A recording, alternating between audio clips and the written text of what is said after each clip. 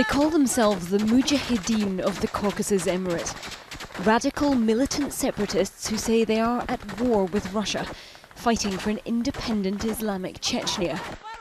Their leader is Russia's most wanted man, Doka Umarov.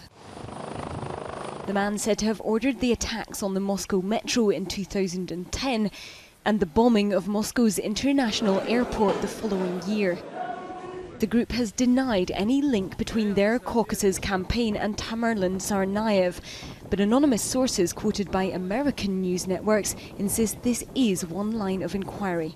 In a way, it confirms what I was suspecting, that the fighters in the North Caucasus are not really interested in extending their fight throughout the United States. I mean, it clearly shows that they are more interested in their fight in the North Caucasus and maybe in Russia.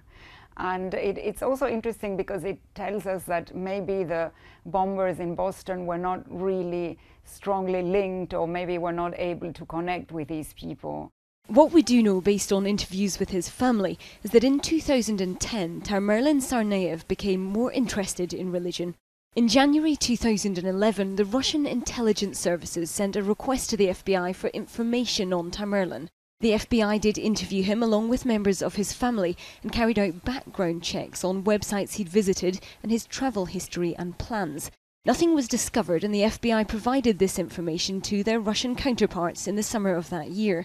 At the start of 2012, Tamerlan visited Russia and returned to the US 6 months later. He was still using a Russian passport, although we know he applied for US citizenship once he got back. The possibility of a link with the Caucasus Mujahideen seems partly to be based on a YouTube account in the name of Tamerlan Tsarnaev.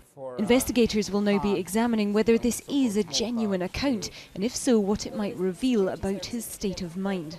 This shows him as a devout Salafi, and a person who is really enchanted by the Chechen resistant martyrs.